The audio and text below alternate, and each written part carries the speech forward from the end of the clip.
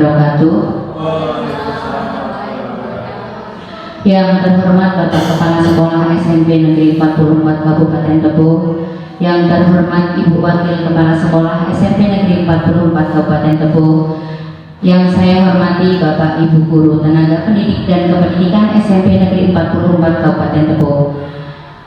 Pertama-tama, marilah kita panjatkan puji syukur kehadirat Allah Subhanahu wa Ta'ala, yang mana pada siang hari ini kita semua dapat berkumpul di ruangan ini dalam keadaan sehat walafiat tanpa ada kurang suatu apapun.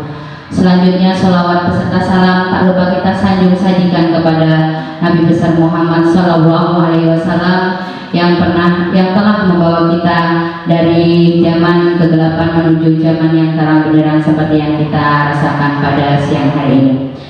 Baik, Bapak Kepala Sekolah, Ibu Noni Larasati dan Bapak Ibu semuanya, pada siang hari ini kita akan mengikuti kegiatan diseminasi modul 1.4 budaya positif oleh calon guru penggerak Ibu Noni Larasati.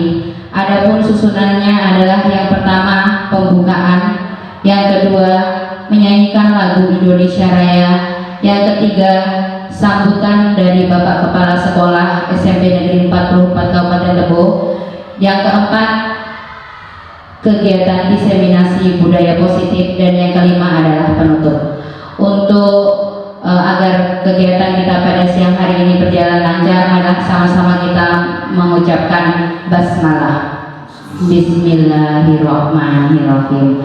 Selanjutnya menyanyikan lagu Indonesia Raya. Hadirin dimohon untuk berdiri.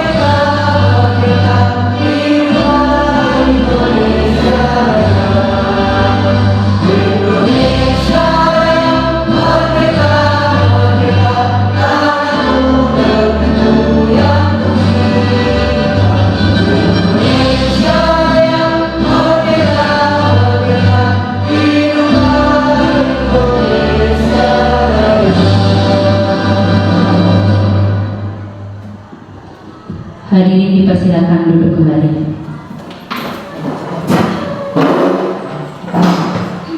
Acara selanjutnya adalah sambutan dari Bapak Kepala Sekolah SMP Negeri 44 Kabupaten Tebo. Kepada Bapak Mahmud Adi dipersilakan. Bismillahirrahmanirrahim. Assalamualaikum warahmatullahi wabarakatuh. Waalaikumsalam. Pertama-tama marilah kita ucap syukur alhamdulillah pada pagi menjelang siang ini kita berkumpul di ruang kita ini untuk mengikuti kegiatan dari salah satu CIP di SMP Negeri 44 Tebo yang melaksanakan kegiatan diseminasi.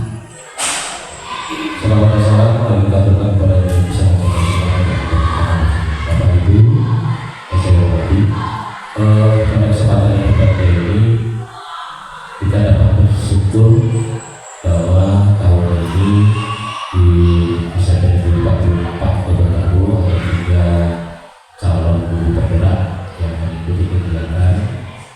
dari bulan Juni sampai nanti Desember.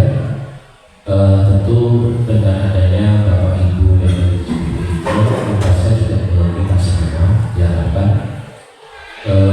apa yang didapat oleh beliau dapat diimbaskan dari kita semua, sehingga SMP dari Pak Guru ini paling tidak dapat meningkatkan kualitas gurunya, karena sesuai dengan hasil rapat pendidikan kita di tahun 2023, untuk hampir semuanya kita stagnan. Istilahnya ada yang stabil, tidak naik tidak turun seperti literasi, tetapi ada yang turun, yaitu mengenai kompetensi guru. Nah, ini tentu dengan adanya Bapak Ibu JBP ini, saya harapkan nanti dapat meningkatkan kompetensi guru, seluruh guru. Jadi nanti di bulan September Oktober itu ada kegiatan dari nanti kegiatan Sulinda survei lingkungan belajar yang akan diisi oleh Bapak Ibu guru terhadap pendidikan. Saya harapkan nanti nilai rapor pendidikan SMP 44 tahun 2024 itu dapat naik.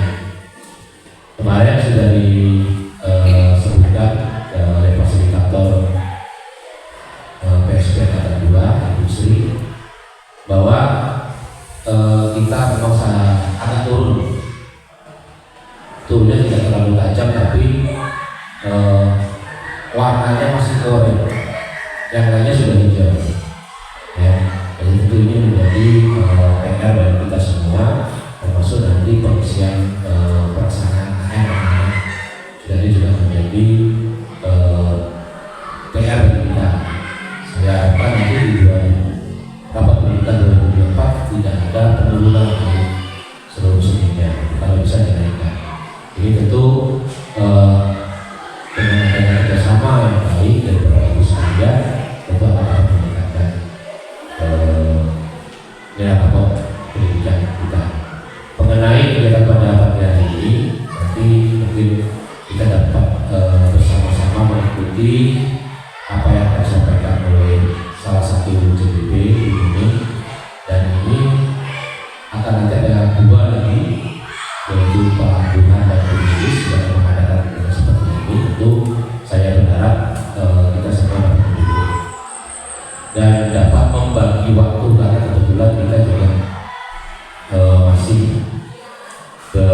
persiapan untuk kegiatan 17 Agustus, ya, terus KBR. Itu semuanya tetap harus bisa berjalan, tetapi dapat diatur waktunya. Untuk besok jadwalnya ada ya, sendiri rencana besok. Kalau Pak bisa disambut setelah upacara, kita mengikuti kegiatan JBP Iris, sekaligus nanti kita ada rapat sekolah sekalian pembahasan masalah pawai dan sebagainya. Kalau besok kebetulan, kalau memang saya harapkan bisa hadir semua, khusus untuk dulu besok ada reward yang hadir bersama reward untuk dulu, tapi kalau tidak pendidikan nggak dapat. Besok nasinya besok ya. Ini dari saya, paling tidak nanti apa yang dapat itu bisa menjadi semacam motivasi bagi Bapak Ibu, karena Bapak Ibu terus terang usianya masih usia bisa berkembang dengan kemauan dan kemampuan Bapak Ibu bisa mengembangkan diri masing-masing. Terus terang saya sampaikan kepada Bapak Ibu, mungkin masih banyak guru yang tidak, dalam artian sekolah bisa menyiapkan sarana-prasarana walaupun belum bagus semua, paling tidak Bapak Ibu sudah bisa menggunakan. Kita melihat sekolah-sekolah lain sarana-prasarana yang disiapkan itu memang masih sangat jauh dibanding dengan sekolah kita. Jadi saya berharap apa yang sudah disiapkan di sekolah ini Bapak Ibu bisa gunakan dengan baik untuk meningkatkan kemampuan kompetensi Bapak Ibu. Yang akan mendapatkan untungnya bukan saya sebagai kepala sekolah, ya, yang akan mendapatkan keuntungan tentu pribadi Bapak Ibu semua. Walaupun masih guru honor, ya, Bapak Ibu jangan berkecil hati karena memang pemerintah lagi menggiatkan pengangkatan dari guru honor itu. Mudah-mudahan kita nggak tahu rezeki kita ke depan seperti apa. Bapak Ibu yang honor nama di sini seperti Pak Lurah, Bu Mufti. Ini mungkin kalau dipikir-pikir dulu kalau mengandalkan honor mungkin nggak cukup. Apalagi kalau ibu-ibu mungkin sudah tambahan mungkin ya. Kalau bapak-bapak mungkin kalau jadikan sumber utama mungkin nggak cukup dari honor. Tapi alhamdulillah dengan sedikit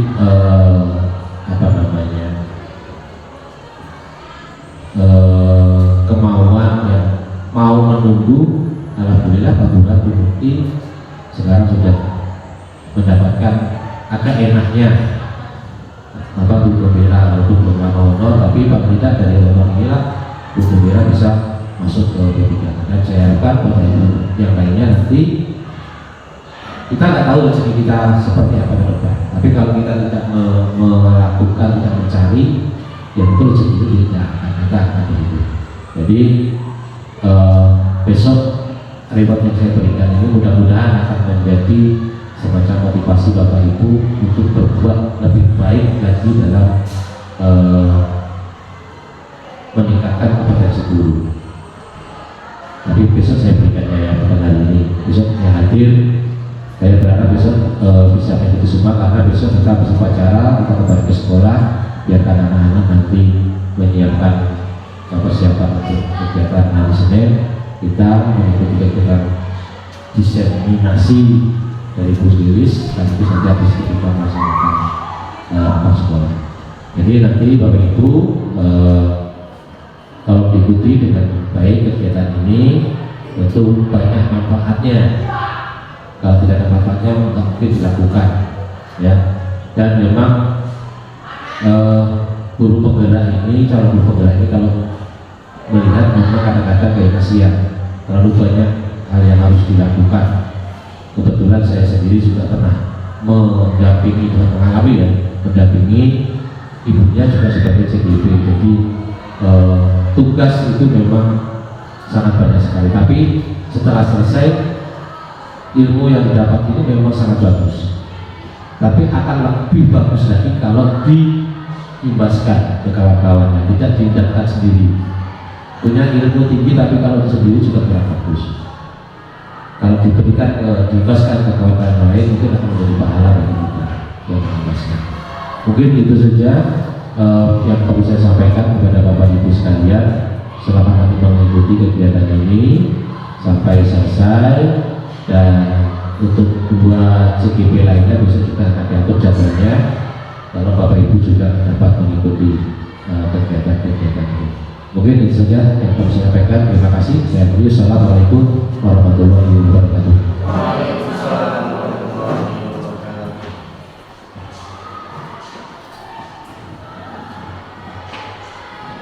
Terima kasih kepada Bapak Kepala Sekolah yang telah memberikan sambutan. Acara selanjutnya yaitu pemaparan diseminasi budaya positif yang akan disampaikan oleh Ibu Noni Larasati. Kepada Ibu kami persilakan.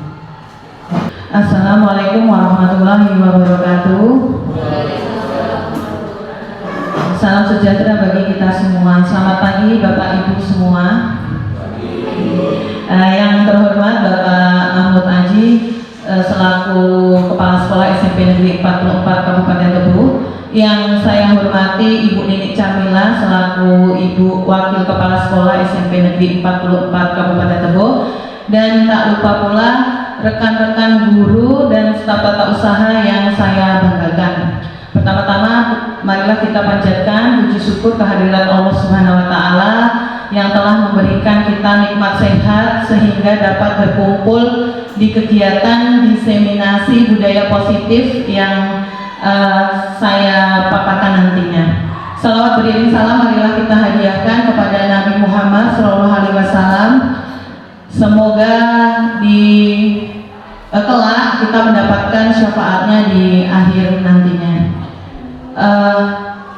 Baiklah, di sini saya akan memaparkan materi tentang budaya positif yang saya dapatkan di modul 1.4 Pendidikan Guru Penggerak Angkatan 11. Sebelumnya mungkin saya perkenalkan, selama saya mengikuti pendidikan guru penggerak lebih kurang sekitar hampir 2 bulan ini, saya didampingi oleh fasilitator yaitu Bapak Paryono, kemudian Ibu pengajar praktik yaitu Ibu Eka Puspitasari Septalina yang kebetulan 2 minggu yang lalu sudah berkunjung di sekolah kita. Nah, silakan lihat instruksi. Mari kita senyum selama 30 detik. Senyum ya Pak Yogi, bukan ketawa. Senyum. Dimulai dari sekarang.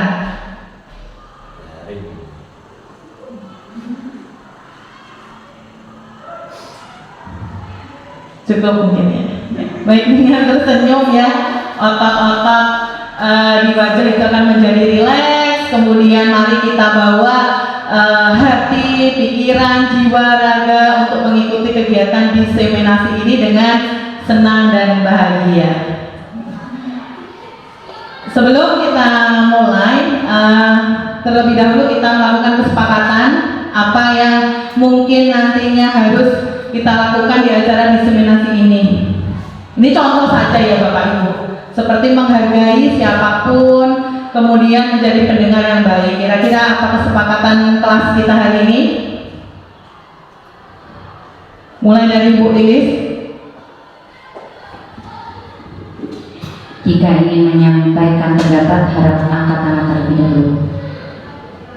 Boleh dilanjutkan dengan Bu Risti? Susah komiknya.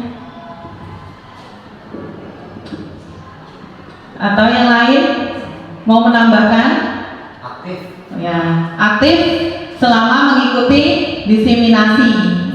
Kemudian ada lagi, bagaimana keterkaitan dengan penggunaan HP? Ya, oke, HP di silent pada saat mengikuti forum diseminasi. Mungkin dirasa cukup ya Bapak Ibu tentang kesepakatan yang akan kita lakukan di forum diskusi ini. Nah, ini adalah konsep inti budaya positif yang harus kita miliki. Dari yang pertama, perubahan paradigma belajar, kemudian disiplin positif, motivasi perilaku manusia, kebutuhan dasar, posisi kontrol restitusi, keyakinan kelas, dan segitiga restitusi. Oke. Nah, yang pertama adalah perubahan paradigma belajar. Oke, jadi pembelajaran dengan paradigma baru merupakan pembelajaran yang dirancang berdasarkan prinsip pembelajaran berdiferensiasi, sehingga para peserta didik belajar sesuai kebutuhannya berdasarkan tahap perkembangan sesuai teori psikologi modern, di mana nanti muaranya itu untuk mewujudkan profil pelajar Pancasila. Nah, di sini 6 dimensi dari profil pelajar Pancasila yang kita ketahui. Ada yang pertama, beriman, bertakwa kepada Tuhan Yang Maha Esa, berakhlak mulia. Kemudian yang kedua, mandiri. Yang ketiga, berkebinekaan global.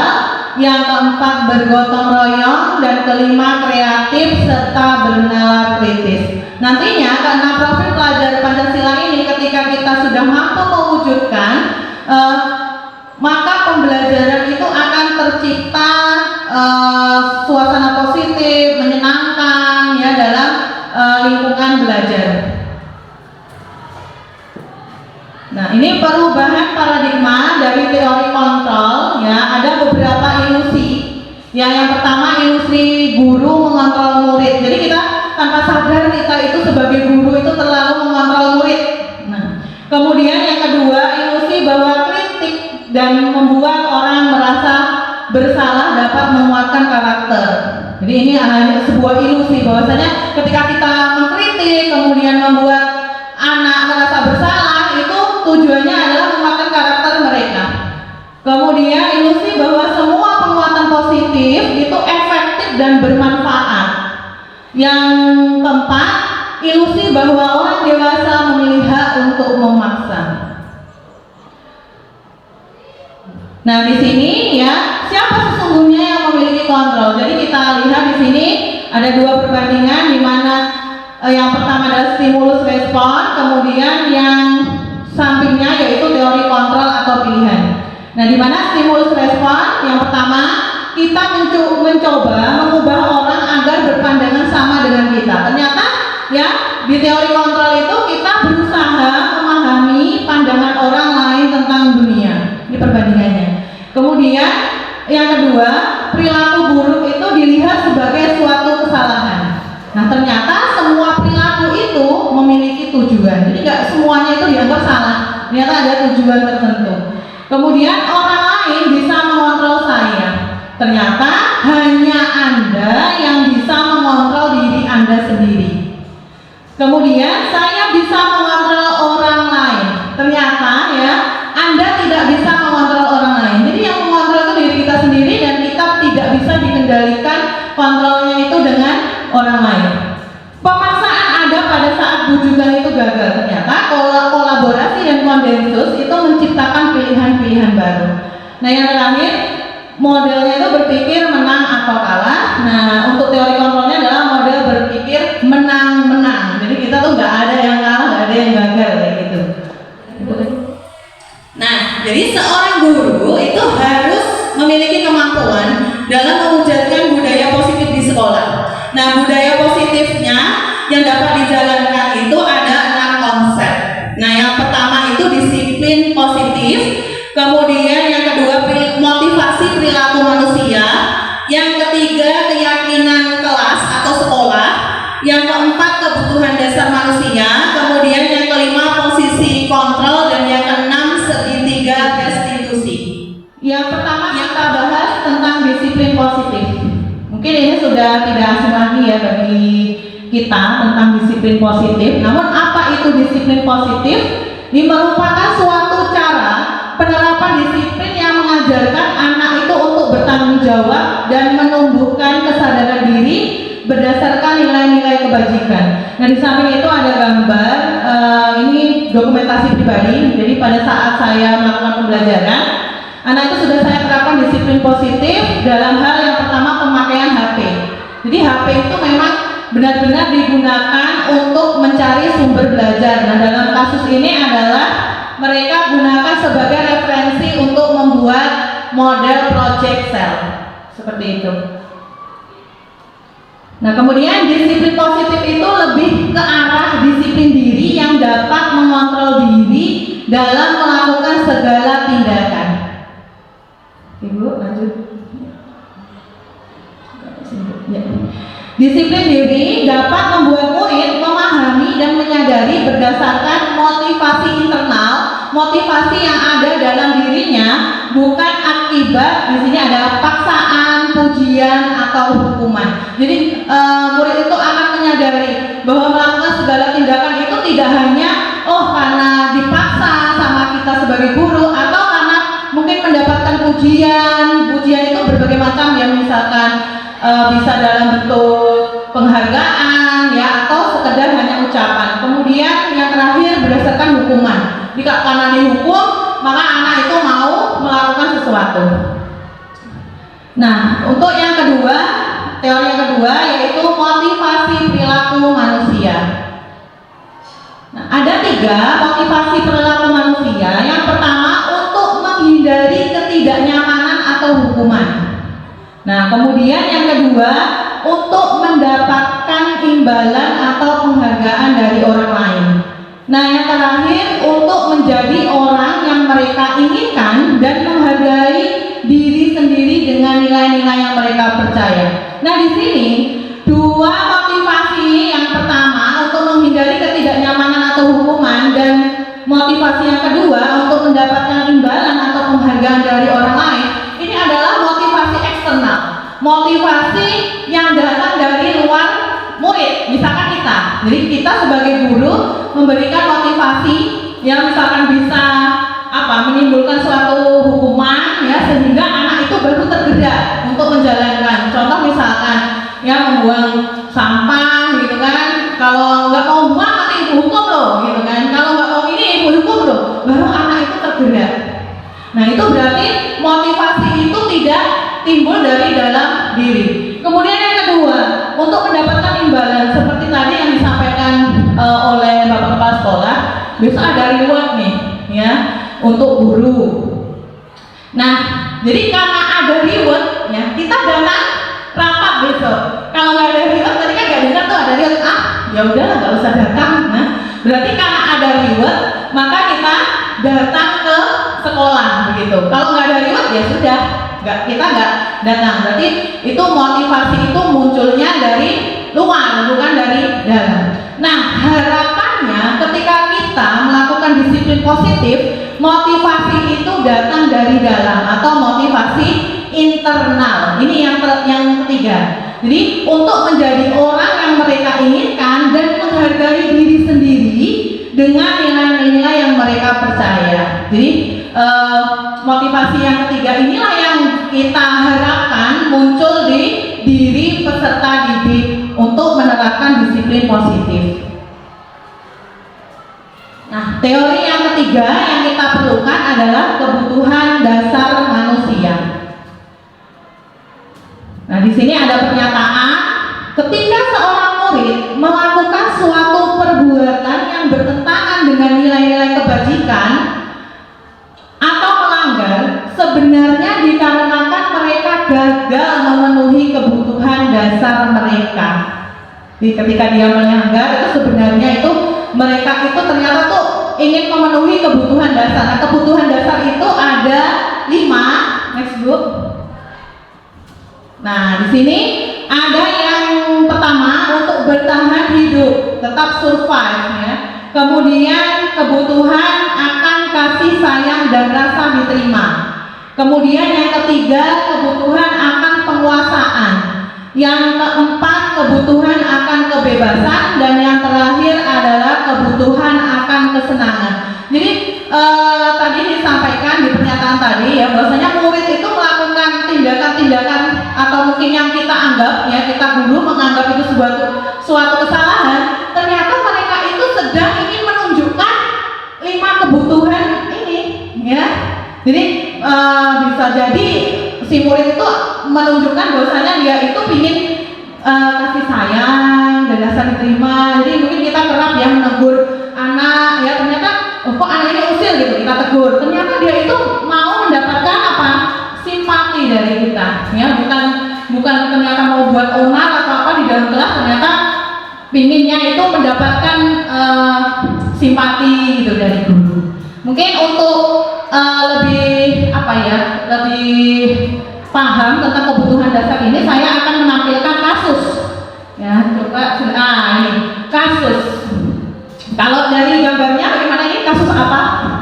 Kalau dari gambarnya saya tampilkan, ngambil bekal makan teman ya. Saya bacakan kasusnya, mohon dicermati untuk Bapak Ibu guru. Ibu Mukti, guru wali kelas 7B, sedang bingung menghadapi ulah salah satu murid di kelasnya, yaitu Dery. Beberapa anak telah mengeluhkan Dery yang seringkali meminta bekal makan siang mereka dengan paksa. Jika Anda menghadapi situasi seperti Ibu Mukti, ya, apa yang akan Anda lakukan? Nah, menurut Anda, kira-kira apa alasan alasan Dery melakukan hal tersebut? Mungkin 1 menit untuk berpikir. Dikaitkan tentang 5 kebutuhan dasar tadi.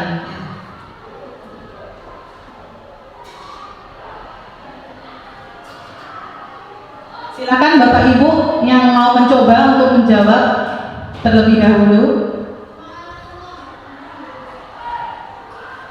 Ya, Bu Risti, silakan Bu.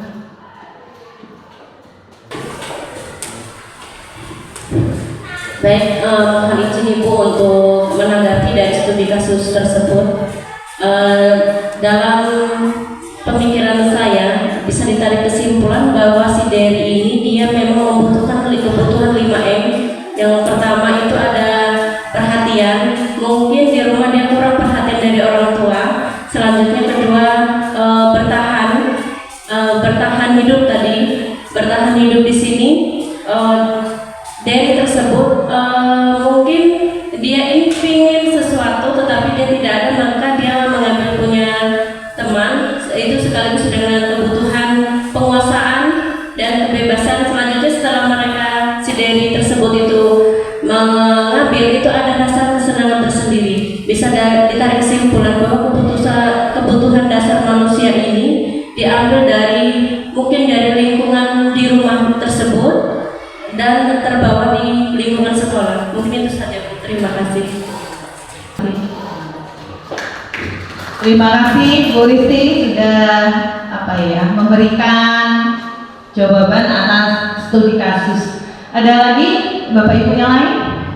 Ya, baik Bu Nini Carmila, dipersilakan. Mungkin ke depan Bu, karena mic-nya nggak nyampe. Nggak apa-apa Bu.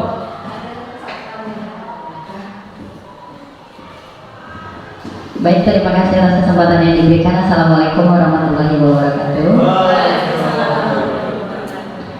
Sebelumnya saya ingin mengomentari tentang sebuah kasus yang terjadi di kelas 7B atas anak fiktif mungkin yang bernama Dery. Di situ dia mengambil bekal temannya, beberapa teman diminta bekalnya untuknya secara paksa mungkin ya, dengan suatu cara yang kurang disenangi oleh temannya. Baik, yang pertama ketika saya sebagai guru ketika saya sebagai guru, ketika menemukan hal seperti itu di dalam kelas, mungkin saya akan mencari mencari kebenarannya seperti apa kejadiannya seperti itu. Apa namanya Bu? Pokoknya saya ingin berbicara dulu dengan Dery. Kemudian saya juga akan berbicara memanggil secara terpisah juga untuk anak-anak yang menjadi korban. Misal temannya ini mungkin kan tidak semuanya, ada beberapa gitu yang bekalnya pernah diminta secara paksa. Saya akan mencari tahu sebenarnya Dery menurut pengakuannya kenapa dia melakukan hal tersebut seperti itu. Kemudian saya juga akan cross check kepada korbannya itu bagaimana cara dia mengambilnya, kemudian mungkin apakah betul-betul dipaksa atau hanya diminta saja seperti itu. Kemudian untuk berkaitan dengan kebutuhan dasar manusia, saya sebenarnya belum bisa mengambil banyak, mungkin nanti dari penjelasan Ibu Dodi saya akan bisa lebih banyak belajar lagi. Mungkin di sini kalau untuk bertahan hidup, saya rasa dia juga punya bekal. Jadi dia sebenarnya untuk bertahan hidup ada punya dia sendiri. Kemudian untuk kasih sayang dan rasa diterima, bisa jadi sebenarnya dia melakukan hal itu untuk mencari perhatian mungkin biasanya mungkin ya kita kalau kita dulu sebagai siswa atau sekarang kita melihat anak-anak kita sebagai siswa, kita tetap memberikan perhatian kepada teman, tapi mungkin dia ingin yang lebih seperti itu, sehingga dia melakukan suatu kegiatan yang menarik perhatian dari teman-temannya gitu. Oh, kalau saya ini mengambil seperti ini kan dia jadi perhatian sama saya gitu ya. Oke. Kemudian mungkin kalau mengenai penguasaan mungkin dalam hal yang lainnya, kalau di sini mungkin belum terlalu kelihatan. Kemudian kalau kebebasan saya rasa juga belum terlalu terkait. Kemudian kalau kesenangan bisa jadi ada keterkaitan yang lebih besar di situ. Baik, itu dari saya Bu. Mohon maaf jika ada kesalahan atau kekurangan. Saya akhiri. Wassalamualaikum warahmatullahi wabarakatuh. Ada lagi Bu yang lain? Terima kasih kepada Bu Nini. Oke, tidak ada. Oke, yang betul sekali yang disampaikan oleh Ibu Risti dan Bu Nini ya, bahwasanya kita ya sebagai guru tentu menanyakan ya, apa masalahmu Dery ya, kenapa kamu mengambil bekal kawanmu, itu nanti ada di langkah-langkah daripada segitiga restitusi. Nah, ini yang kita kaitkan adalah terhadap kebutuhan dasarnya. Next Bu, ada penjelasannya. Alasan Dery yang pertama nih ya, kira-kira kita menduga ya, karena ia lapar dan orang tuanya tidak membawa bekal makan siang. Jadi dari itu mengambil bekal kawannya itu karena dia lapar. Ya. Kalau lapar berarti kaitannya terhadap kebutuhan yang mana, Bapak Ibu?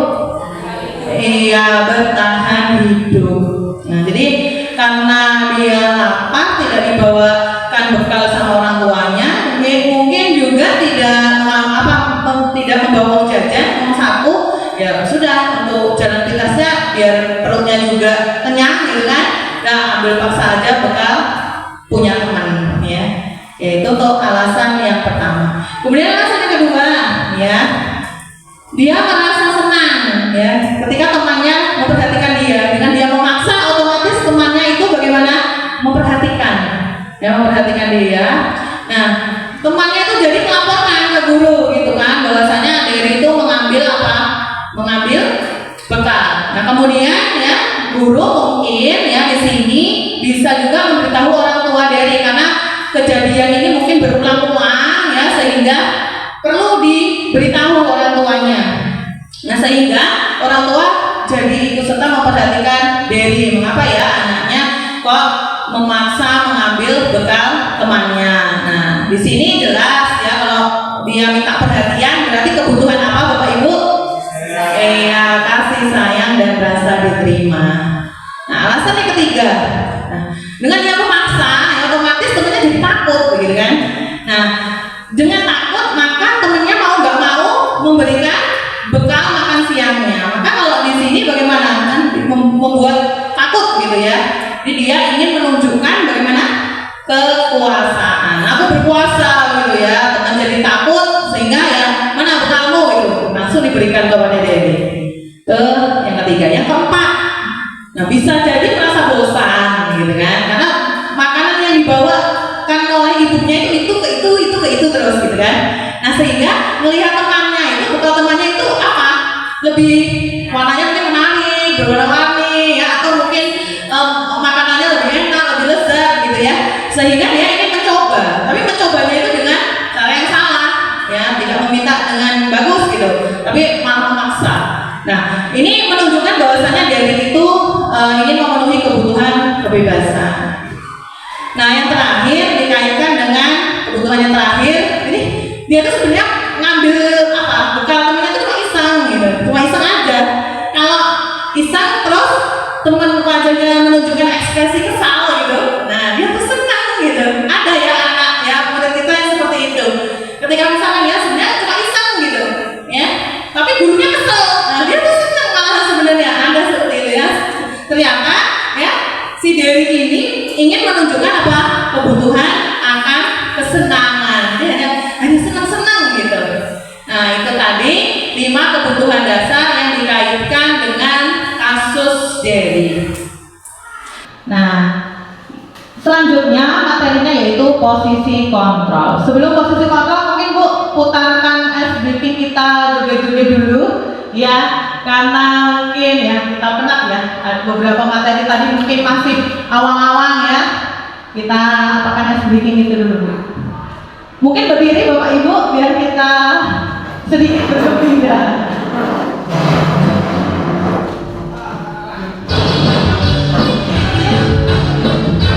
Kita ikutin dari layar LCD.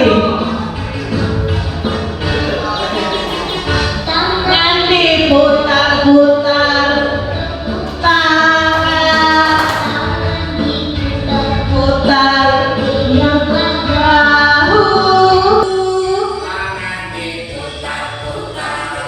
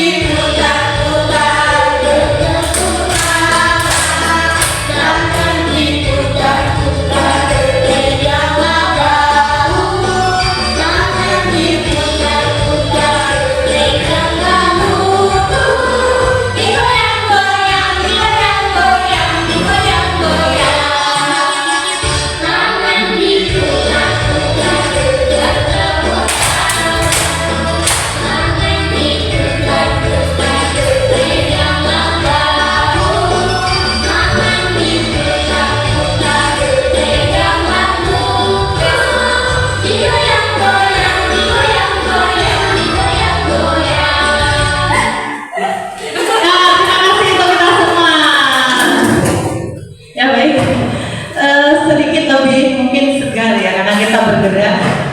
Kita lanjutkan Bapak Ibu bagaimana? Iya.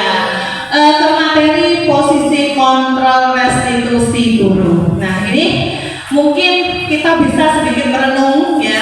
Apakah kita sudah memposisikan diri kita sebagai guru itu sudah tepat atau belum? Kita lihat dari masing-masing penjelasan yang akan saya jelaskan. Jadi ada 5. Yang pertama, guru sebagai penghukum. Kemudian yang kedua, guru sebagai pembuat merasa bersalah. Kemudian yang ketiga, guru sebagai teman. Nah, yang keempat, guru sebagai pemantau. Dan yang terakhir, guru sebagai manajer. Nah, di sini mungkin kita kalau guru sebagai penghukum itu biasanya nadanya tinggi terus. Mungkin saya pribadi ya, mungkin dan kawan-kawan yang sering nada tinggi ya, karena tadi kita sudah belajar motivasi tadi ya, motivasi internal dan eksternal tadi, sudah terbiasa menghukum. Jadi sudah ngejudge anak kalau tidak yang melakukan sesuatu itu ya ancamannya adalah hukuman. Nah baru anak itu mau mengerjakan apa yang kita perintah. Kalau kita tidak ada apa tadi label menghukum tadi, anak nggak mau gitu kan, karena motivasinya memang dari luar. Kemudian membuat merasa bersalah, menyalahkan anak terus tanpa koreksi gitu ya. Ternyata diri kita ini gimana gitu kan. Nah kemudian teman, teman ini mungkin tanda kutip kalau bagi saya pribadi ya, karena teman itu membawa dua sisi. Sisi positif ketika kita menempatkan diri kita sebagai teman, anak itu apa yang kita perintahkan tanpa kita menghukum, tanpa kita memaksa, dia dengan suka rela melakukan itu. Tetapi sisi negatifnya apa? Ya, iya, jadi dia kayak semena-mena gitu, mentang-mentang sudah dekat dengan guru A, guru B, guru C gitu ya, dia memanfaatkan ya kedekatan pertemanan. Nah sehingga ya guru sebagai teman pun juga kurang pas. Nah guru sebagai pemantau, kalau pemantau ya, guru ngawasi gerak-gerik anak itu diawasi. Ya, kamu ini, kamu itu, kamu ini ya, kamu kenapa nggak bawa apa namanya ya kopi, nggak bawa dasi? Ya topimu kenapa putih? Topimu kenapa putih? Sepatumu kenapa putih? Ya kan mantau gitu kan. Oh ini si A ini topi apa namanya sepatunya nggak warna hitam. Si B nggak pakai dasi. Si C bajunya keluar. Pemantau ya. Capek nggak jadi guru sebagai pemantau? Capek. Nah posisi yang kelima, guru sebagai manajer. Enak nggak kalau dari kata manajer? Di bosnya gitu kan, tapi bukan bos tukang perintah, bukan ya Bapak Ibu. Next Bu. Ini terlalu kecil ya Bu. Ini tadi ya kalimat-kalimat yang saya ucapkan tadi lah kira-kira menunjukkan bahwasanya oh ini adalah guru penghukum ya, dengan menghardik, marah-marahi terus ya. Kamu ya ada tinggi kan. Nah itu ciri-ciri guru penghukum itu ya. Kemudian membuat rasa bersalah, ceramah panjang ya, kemudian menyebutkan satu persatu kesalahan siswa ya, itu membuat rasa bersalah. Ibu kecewa ya nak ya, kamu kok bisa seperti itu. Nah ini seorang guru membuat rasa bersalah gitu ya, itu kecewa gitu. Kamu tuh seharusnya udah tahu nak, udah besar gitu kan. Nah itu kalau membuat rasa bersalah gitu kan. Kemudian teman, nah itu tadi ya, yang apa namanya, kalau yang positifnya ayo Lana, aku kan demi ibu nak, kalau enggak ibu nanti dimarah Pak kepala sekolah ya, kerjakan tugasnya nak, tolong ibu ya nak ya. Nah itu. Kemudian kalau sebagai pemantau, nah ini tadi menghitung ya kesalahan anak, dari misalkan ya cara berpakaian ya, perilaku dan sebagainya, itu dipantau ya, jangan sampai ada yang salah.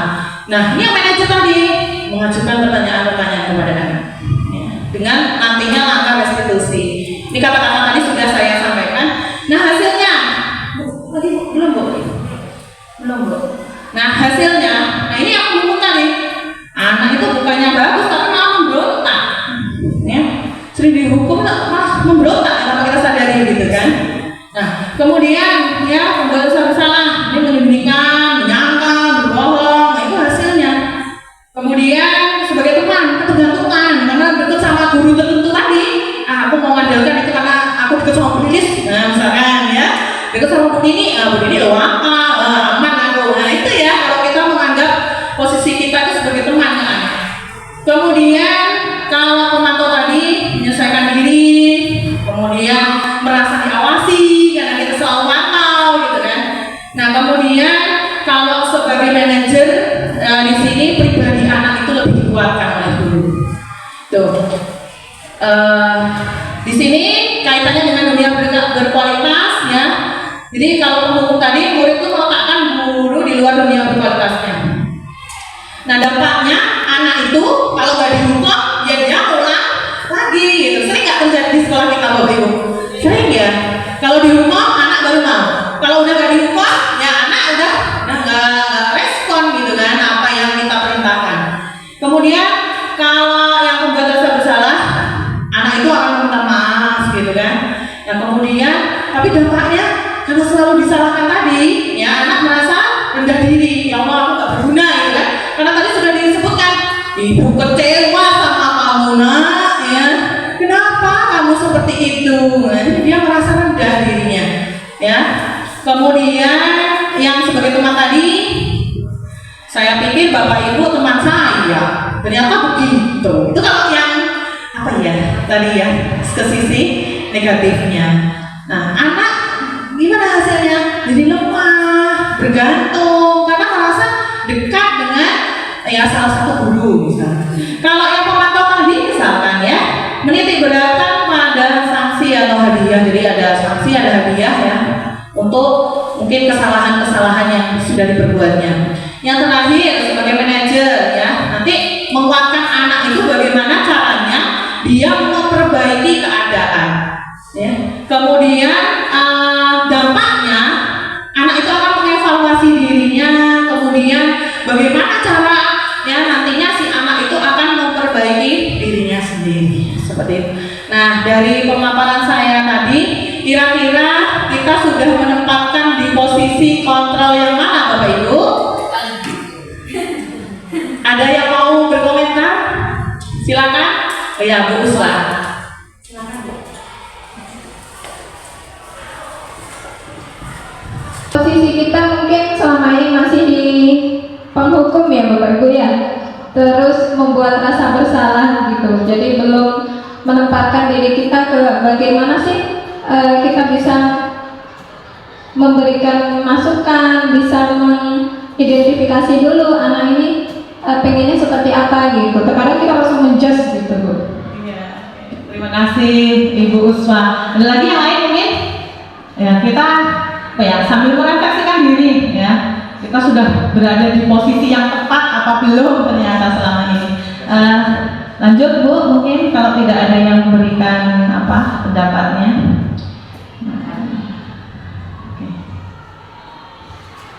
Ini ya, jadi idealnya, ini idealnya ya Bu. Kita berbicara tentang keidealan.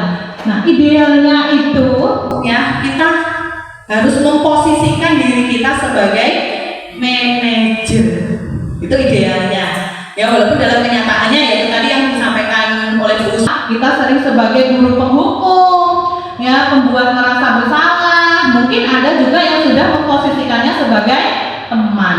Nah, namun ya sebagai manajer itu sudah bisa merangkul semuanya dari awal sampai dengan yang pemantau. Lanjut. Nah, sebagai manajer ya, guru itu dapat berbuat sesuatu bersama murid, mempersilahkan murid untuk bertanggung jawab ya, selanjutnya mendukung murid agar dapat menemukan solusi ya untuk memperbaiki keadaan. Nah, selain itu posisi manajer itu mengacu pada restitusi yang nantinya dapat menjadikan murid sebagai manajer bagi dirinya sendiri sehingga dapat tercipta identitas positif pada diri murid. Nah, itulah tadi 5 posisi kontrol ya. Jadi seyogianya kita menempatkan posisi idealnya sebagai apa Bapak Ibu? Manajer ya.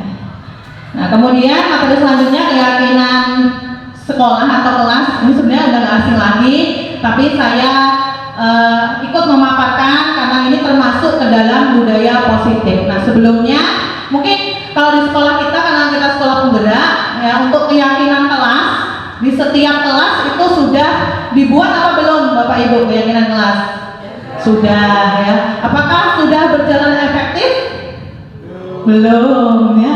Oke, kita lihat Bu untuk keyakinan kelas atau sekolah. Nah, mengapa tidak peraturan saja? Mengapa harus keyakinan? Nah, itu pasti muncul ya kan.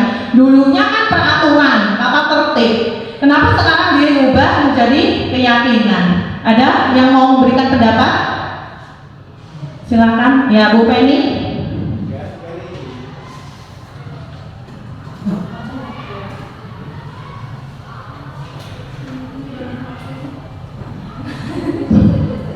Assalamualaikum warahmatullahi wabarakatuh. Menurut saya kenapa tidak peraturan, kenapa jadi keyakinan? Karena peraturan itu bukan untuk kayak, kalau peraturan itu anak itu nggak ada ikut campur dalam hal pembuatan keyakinannya atau peraturannya. Sedangkan kalau keyakinan itu kemauan anak apa, itu kita diskusikan maunya yang mana, terus pengambilan untuk keyakinannya mana gitu. Terima kasih. Wassalamualaikum warahmatullahi wabarakatuh. Ya, tepuk tangan buat Bu ini. Ada lagi mungkin? Tidak ada? Oke. Kenapa harus peraturan? Nah, coba ini ada 3 pertanyaan. Mengapa kita memiliki peraturan harus menggunakan helm bila mengendarai kendaraan roda 2? Ya. Mengapa kita memiliki peraturan 3M, menggunakan masker, mencuci tangan, menjaga jarak 1,5 meter? Mengapa kita memiliki peraturan harus datang tepat waktu pada saat mengikuti pelatihan? Peraturan-peraturan itu, kenapa kita nggak peraturan aja gitu ya? Kenapa harus keyakinan? Nah, di sini dikaitkan dengan apa tadi? Motivasi intrinsik daripada peserta didik atau murid. Jadi untuk memunculkan motivasi itu kita buat adalah suatu keyakinan. Kalau peraturan itu kan berarti tidak disepakati antara murid dan guru, tetapi langsung ditetapkan. Misalkan tata tertib SMP Negeri 44 Kabupaten Tebo 1 misalkan mengikuti upacara, itu kan langsung tata tertib ya dari sekolah, dan itu sifatnya memaksa. Jika tidak mengikuti kegiatan tersebut maka nanti ada hukuman atau sanksi, gitu kan. Nah, ini untuk mendukung motivasi intrinsik sehingga nantinya akan kembali ke nilai-nilai atau keyakinan yang diyakini, sehingga nantinya lebih menggerakkan ya murid untuk mengikuti serangkaian peraturan-peraturan yang sudah ditetapkan sebelumnya. Kalau misalkan ya, mengapa harus memakai helm? Nah, kalau adanya keyakinan, kita meyakini menggunakan helm itu penting untuk melindungi apa? Iya, melindungi kepala gitu ya kalau terjadi laka lantas gitu. Bukan serta-merta takut ditilang. Gimana kalau Bapak Ibu? Kalau pakai helm takut ditilang atau untuk melindungi kepala? Iya, nah itu ya ibarat kata peraturan dan keyakinan tadi. Nah, jadi di keyakinan kelas ya itu guru berperan dalam mewujudkan terbentuknya keyakinan kelas dengan adanya kesepakatan. Jadi kalau nggak sepakat berarti jangan ditulis gitu, karena kan buah dari kesepakatan antara guru dan murid. Kemudian ini tahapan saya memberikan apa ya, menanyakan ya nilai-nilai kebajikan yang diyakini oleh anak-anak ya untuk dibuat kesepakatan kelas. Walaupun saya bukan wali kelas, dan di sini guru mata pelajaran itu juga berhak untuk membuat keyakinannya di kelasnya masing-masing. Keyakinan kelas itu berupa pernyataan-pernyataan universal yang mudah diingat dan dipahami. Jadi nggak usah panjang-panjang ya, singkat, sudah memuat unsur nilai kebajikan. Nah, dan tentunya harus diterapkan di lingkungan sekolah. Tapi nantinya keyakinan ini ya muaranya ketika di kelas itu kita sudah bisa membangun antara guru dengan murid. Nah, nanti ketika murid itu sudah memposisikan dirinya, maka lambat laun di rumah itu juga mereka akan terbiasa.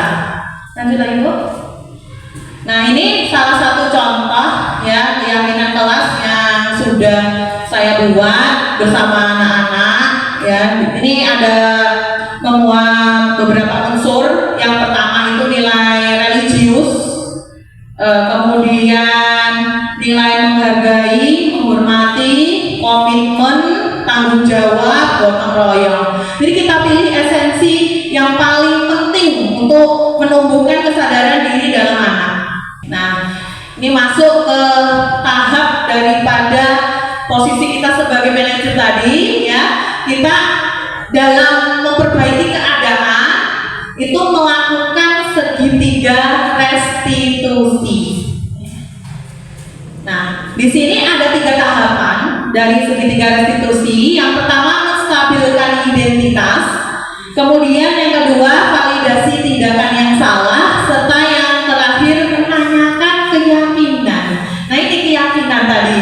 Muaranya kenapa kita harus membuat keyakinan kelas. Ya. Lanjut, Bu Lilis. Nah, tahap yang pertama, menstabilkan identitas. Nah, ini dilakukan berdasarkan prinsip bahwa membuat kesalahan adalah bagian dari proses pembelajaran yang nantinya akan menggeser identitas gagal ke identitas sukses. Jadi membuat anak itu membuat kesalahan itu nggak apa-apa. Jadi itu merupakan suatu apa ya, proses di mana nanti dari kegagalan itu nantinya akan berubah menjadi kesuksesan. Nah, kata-kata yang disampaikan oleh guru. Nah, di sini ya, jadi bisa kita sampaikan dalam tahapan menstabilkan identitas itu, berbuat salah itu hal yang manusiawi, ya. Nah, ya, tidak ada manusia yang sempurna. Kita pasti bisa menyelesaikan permasalahan ini, ya.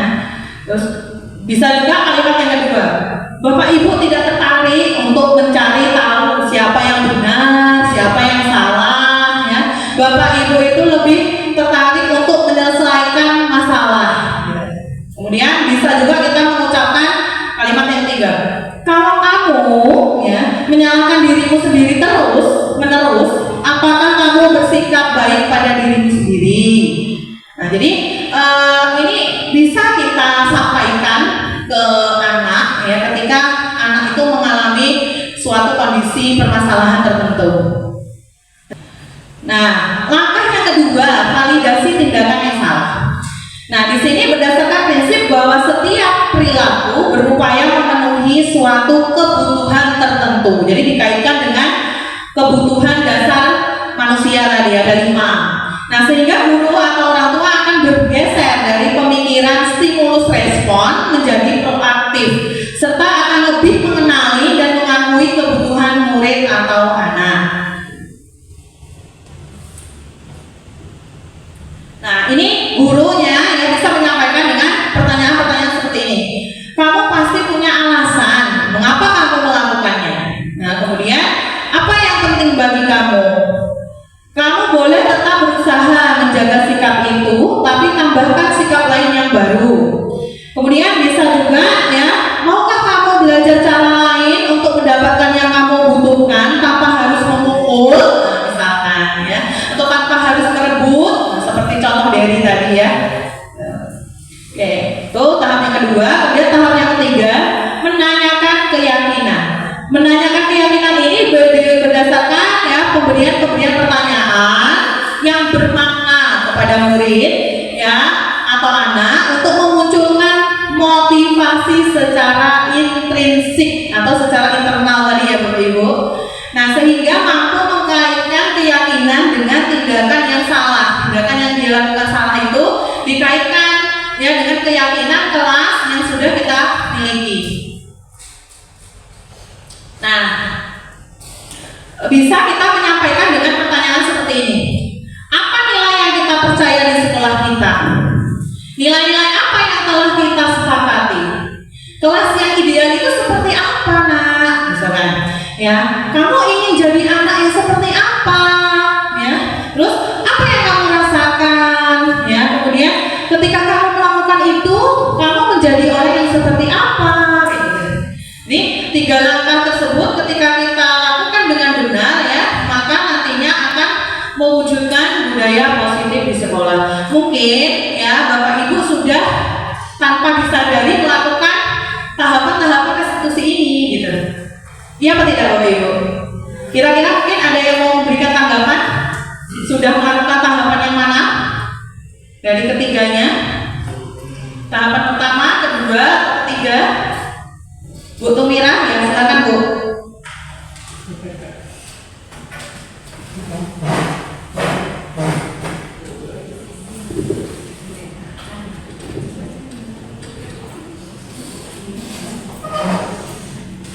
Assalamualaikum warahmatullahi wabarakatuh. Saya akan menanggapi tentang yang tahapan dalam segitiga restitusi ini ada 3: menstabilkan identitas, validasi tindakan yang salah, dan menanyakan keyakinan. Saya yang ketiga menanyakan tentang keyakinan di kelas. Misalnya di kelas saya itu di kelas 7C itu kami sudah membuat keyakinan kelas, tapi mungkin belum terlaksana dengan baik, Bu. Baiklah, itu saja. Terima kasih. Assalamualaikum warahmatullahi wabarakatuh. Terima kasih kepada Bu Tumira. Ada lagi mungkin yang lain? Ya, Bu Nini, ya silakan Bu. Tadi tepuk tangan Bu.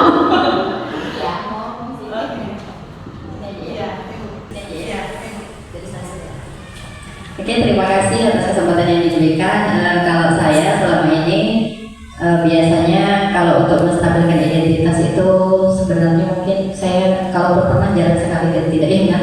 Kemudian untuk menanyakan keyakinan kadang saya lakukan, tapi yang paling sering itu saya membuat validasi tindakan yang salah. Itu. Terima kasih. Terima kasih Bu. Ya, jadi mungkin tadi yang saya sampaikan ya, tanpa sadar ternyata kita sudah melakukan 3 tahapan restitusi, tapi sebelum kita belajar budaya positif kita nggak tahu ya namanya apa itu ya.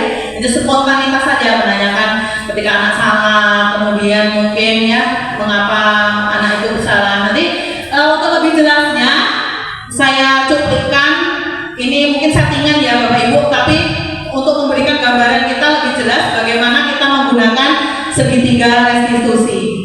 Satu Bu. Mungkin kita lihat sama-sama ya.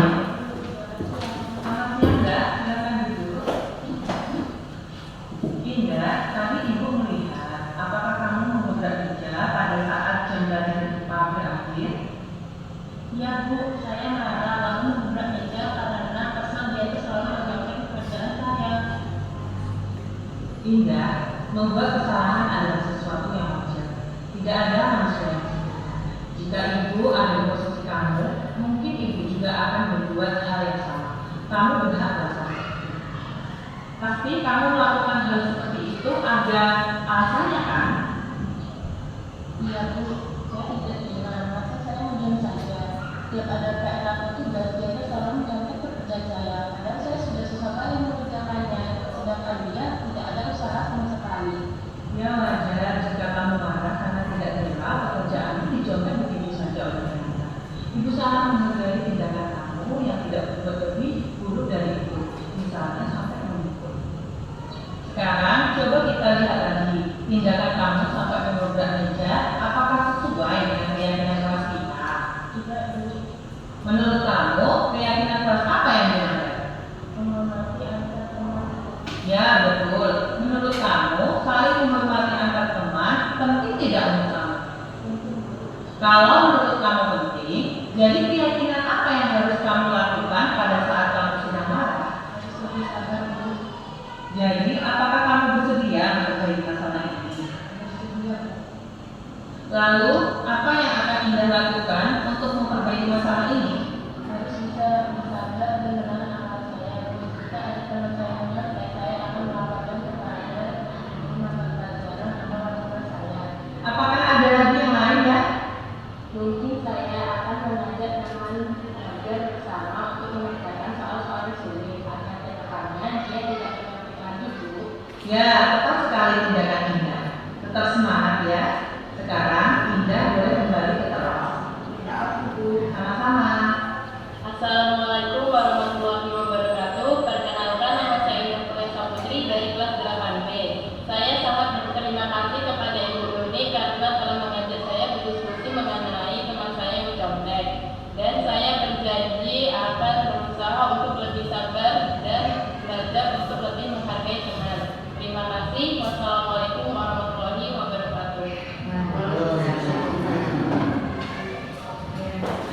Itulah tadi video tahapan segitiga restitusi. Ada video yang lain, namun cukup tadi saja yang saya tampilkan. Nanti ada video dari Bu Lilis maupun Pak Burhan yang bisa ditampilkan sebagai pelengkap.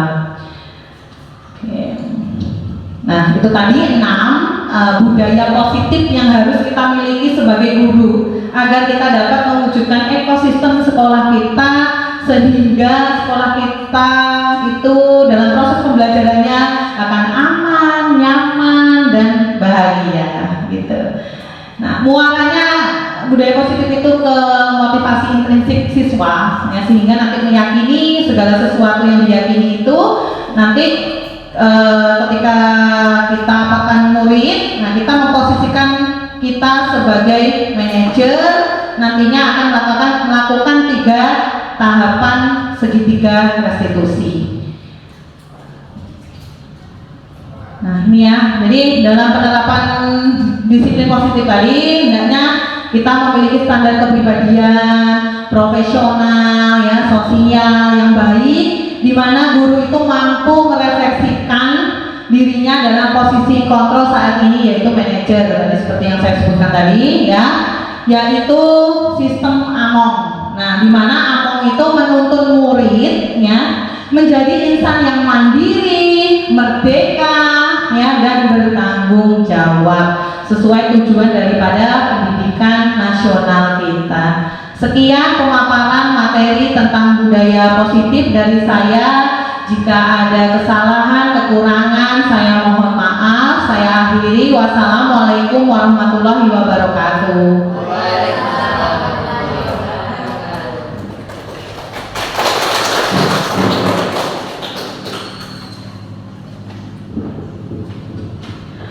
Terima kasih kepada Ibu Nuni Larasati yang telah memaparkan materi mengenai budaya positif. Baiklah Bapak Ibu, kegiatan kita pada siang hari ini sudah cukup, sudah selesai. Terima kasih kepada Bapak Ibu yang sudah hadir pada siang hari ini. Untuk menutup kegiatan pada siang hari ini, mari sama-sama kita mengucapkan hamdalah. Alhamdulillahirabbil alamin. Baik Bapak Ibu, saya di sini sebagai pembawa acara, mohon maaf apabila ada kesalahan. Saya akhiri. Wassalamualaikum warahmatullahi wabarakatuh. Terima kasih Bapak Ibu. Silakan menikmati dan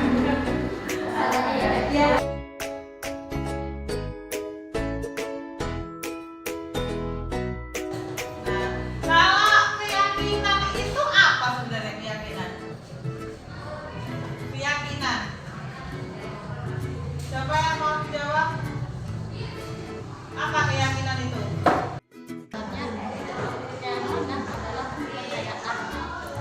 Ada lagi yang lain? Selain Idris? Kalau Idris menjawab keyakinan adalah kepercayaan. Nah, silakan ada lagi yang lain? Ya. Kalau kepercayaan itu berarti sesuatu yang dipercaya, sesuatu yang diyakini, ya, yang akan kalian lakukan, gitu kan? Apa kaitannya? Supaya apa? Kalian bisa dilaksanakan. Yang namanya keyakinan, keyakinan itu sesuatu yang diyakini, ya, untuk kita sepakati bersama, kita lakukan bersama. Nah, muaranya kalau zaman dulu itu keyakinan itu sama dengan aturan.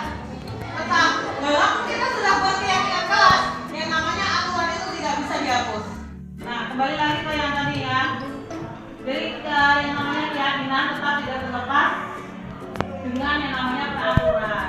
Namun bedanya apa? Kalau peraturan atau tata tertib, nah jika dilanggar akan diberikan hukuman atau konsekuensinya. Nah, namun yang namanya kita meyakini bersama sesuai dengan kesepakatan bersama, maka ketika nanti keyakinan itu tidak kita jalankan, ya maka kita harus mencari solusinya. Ketika kita melanggar keyakinan yang kita buat tadi, ya solusinya ya dari kalian sendiri. Nah nanti ya sedikit demi sedikit, ketika kamu memang apa yang kamu yakini bersama ini kamu memang benar-benar wujudkan, nah itu nantinya akan membentuk yang namanya kedisiplinan atau disiplin positif. Ibu menginginkan kalian membuat daftar nilai kebajikan, ya, nilai pelajaran IPA kalian itu maunya bagaimana? Ya, nilai kebajikan itu banyak ya. Tadi contoh kasus ibu masuk tadi, ya banyak yang terlambat karena ganti baju olahraga tadi. Ya, kelas tidak bersih. Nah, bagaimana seharusnya kelas digunakan untuk belajar itu seharusnya kelasnya bagaimana? Ya, ketika ganti jam pelajaran setelah pakai baju olahraga harusnya bagaimana? Jadi nilai-nilai kebajikan itu banyak. Dari tadi ada disiplin, bertanggung jawab, mandiri, saling menghormati, menghargai, ya, dan lain sebagainya. Ibu tidak mengharapkan kamu tuliskan banyak-banyak nilai kebajikan. Namun ketika kamu menuliskan nilai kebajikan itu, beberapa nilai kebajikan, nah silakan untuk diyakini bersama. Ya, mengerti?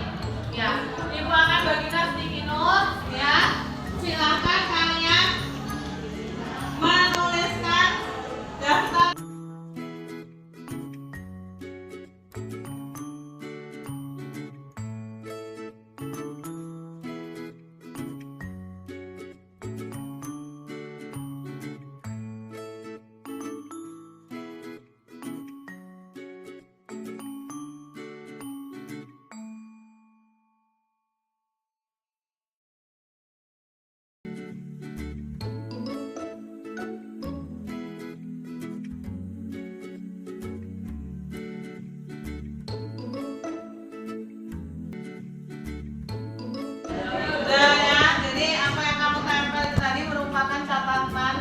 Dari peraturan-peraturan yang kamu inginkan gitu. Nah, nanti kita rubah peraturan yang kita inginkan menjadi kalimat positif untuk sama-sama kita yakini bersama. Jadi kalau nanti ada yang menuliskan dilarang membuang sampah sembarangan, nah, nanti kita akan buat menjadi apa? Menjaga kebersihan lingkungan. Jadi dengan menjaga kebersihan lingkungan kita meyakini bahwasanya ya sampah itu harus dibuang pada tempatnya, ya apa enggak? Ya. Sekarang ibu boleh minta bantuan. Ada yang mau mengelompokkan peraturan-peraturan yang sudah ditulis kawanmu, ada tidak yang sejenis? Sini dilihat Depan. apa peraturan yang sudah dicatat sama kawanmu, dikelompokkan dari satu-satu yang sejenis.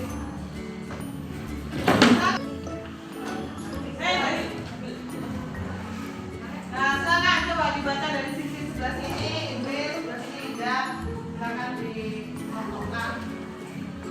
Nanti ditulis apa saja itu, terus yang ditemukan, nilai-nilai kebajikan yang ditemukan. Nah, terus dikelompokkan dulu ya. Dan apa yang apa yang sama, nah tulis. Misalkan di sini apa namanya, Indah menemukan kata sopan dan santun, oh berarti nilai kesopanan. Itu nilai-nilai yang ditemukan. Nah, ya sama, berarti satu jenis juga dicetak. Tulis aja di sini daftarnya, biar kita tahu daftarnya.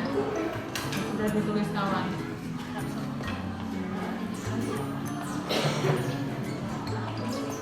Depan, terus lagi. Yang sudah ditandain biar nggak sumburan. Dititiin apa gimana?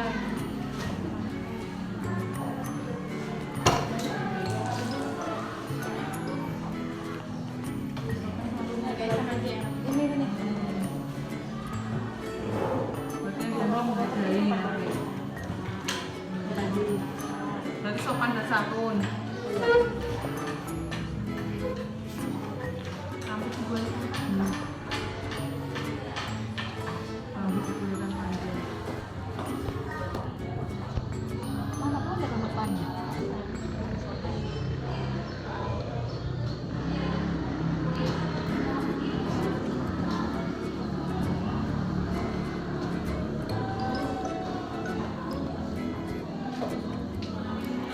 Jadi inilah kesepakatan atau keyakinan kelas yang sudah kalian buat, kalian catat, sudah ditinjau dengan ibu, dengan teman tadi di depan. Ada berapa poin nilai kebajikan yang harus kita tanamkan dalam pelajaran IPA? 5.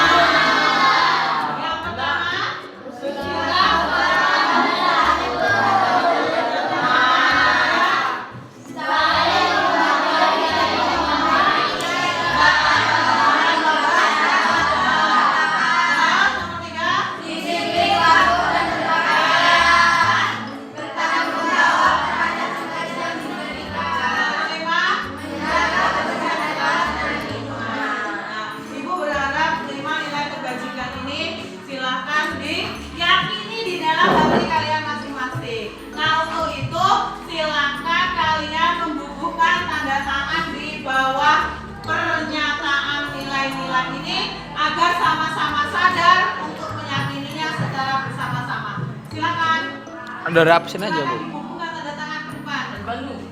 Ya, mulai dari apa? Dari bidang langsung. Dari sini dulu. Silakan tanda tangan ke depan.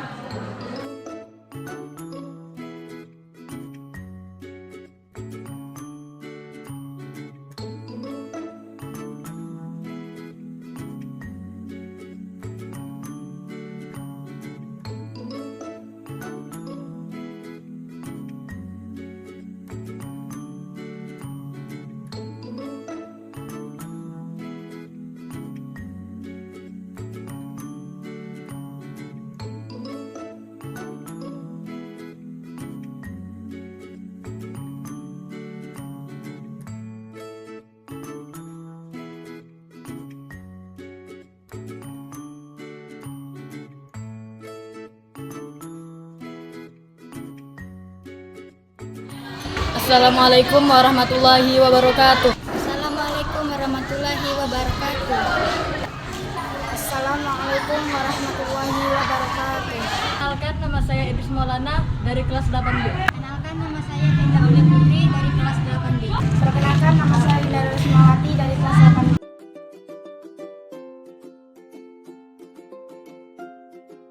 Perasaan saya saat menjalani keyakinan kelas, saya sangat bahagia. Perasaan saya saat melakukan keyakinan kelas, perasaan saya senang. Perasaan saya saat melakukan keyakinan kelas bahagia.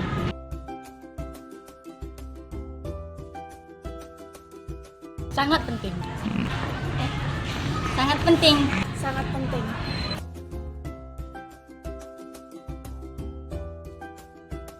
Karena dengan menjalankan keyakinan kelas, saya merasa mandiri dan bertanggung jawab dalam melaksanakan kegiatan IPA. Keyakinan kelas, saya lebih disiplin dan merasa bertanggung jawab atas yang saya lakukan. Keyakinan kelas membuat saya lebih mandiri dan lebih bertanggung jawab.